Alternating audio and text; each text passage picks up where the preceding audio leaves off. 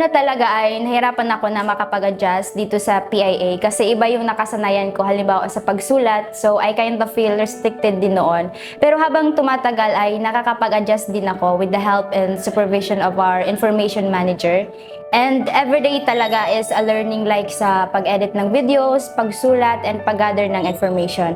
And mostly talaga is yung realization sa life. Isa sa pinaka-tumatak sa akin is that marami kang kayang gawin na hindi ka hanggang dyan lang.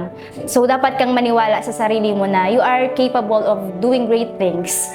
And very thankful din ako dito sa PIA talaga kasi aside from technical learnings is dito ko rin naranasan na magkaroon ng safe space to express myself na may mga tao pala na willing talagang makinig sa'yo na hindi ka husgan. So yes, it was a very memorable experience. Well, dahil sa PIA, since media-related yung program ko, mas na-upskill ako dahil doon sa mga activities na ginawa namin, especially kapag nag-field kami. And of course, madaming learnings and realizations akong nakuha na hindi mo matututunan o hindi basta-basta maituturo sa school. Kasi iba pa din talaga kapag nasa field ka na ng work. And dito mo din makikita and mas ma-appreciate kung gaano ka-dedicated ang government sa trabaho nila. Totoo yung kasabihan na mas maiintindihan mo ang isang bagay kapag tinignan mo ito in a closer picture. Nice.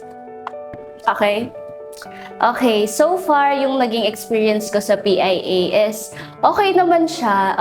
Nung first na pasok namin is may mga misunderstanding lang talaga kami na syempre nasanay kami na sa school namin. Pero iba pala pag nasa ka na talaga, nasa real world ka na talaga o nasa media ka na talaga na nag-work ka na talaga sa pag-field mo. And yung PIA, madami silang na-instill na knowledge sa akin in terms of sa skills and sa way of writings. And yung mga tao dito is talagang hindi mo mafe-feel na interns ka talaga. Parang ka na talaga, working ka na talaga, nasa real field ka na talaga, nasa real work ka na talaga. So, thankful ako sa PIA sa mga binigay nilang mga strategies, sa mga knowledge na binigay nila sa akin, and also sa mga opportunities, lalo na sa pag-field and sa namin ng aming mga skills, pag-develop ng skills namin in terms of writing, sa aming pagsasalita, sa interviews and pakikipag-socialize sa ibang tao, and also yung mga yung mga tips and mga messages nila sa amin na messages na parang i-uplift ka na okay, ganito yung gagawin mo, and dito ko din naranasan na mag-reflect sa aking mga kung ano pa dapat yung i-improve ko sa aking sarili. So thankful ako sa PIA, sa nila, sa mga staff, and also thankful din ako sa mga interns na nakasama namin dito. Though hindi kami ganun ka-close nung una, and may mga struggles kami na face in terms of working, ganun din naman talaga siguro pag sa una na pag-work mo, lalo na sa real field na iba-iba na yung kasama mo, iba-ibang walks of life yung nakaka-work mo. So yun, so far, maganda naman siya, and sa tingin ko, hindi ko makakalimutan yung pagiging intern ko sa PIA Albay. Hello, ako si Clint Azas, broadcasting intern from Bicol University. Sa PIA, marami akong natutunan.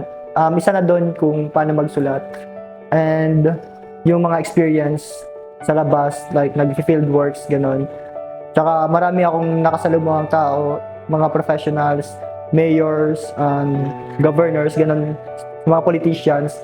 And natuto din ako kung paano makasalamuha sa tao, kasama yung mga co-interns ko sa field. And thankful ako kasi andyan yung mga co-interns ko na nag-help kapag nasa field ako, and nagbo-boost ng confidence ko. Yun. Sa tulong ng PIA, natutunan kong gawin yung mga bagay na hindi ko inakala na kaya ko pala. Sabi nga nila, kapag dumating na sa point ng internship, yun na yung pinaka-exciting na journey ng isang graduating student. Para sa akin, yun talaga yun. Totoo talaga yung sabi nila, makikilala mo yung sarili mo and yung mga strengths and weaknesses mo during internship. Sa tulong ng PIA Albay at ni Ma'am Sally, masasabi ko yung mga weakness ko is naging strength.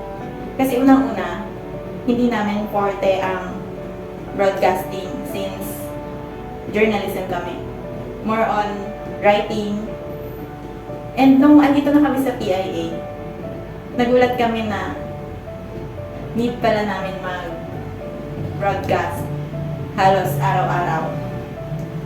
Isang beses magpa-practice before news hour.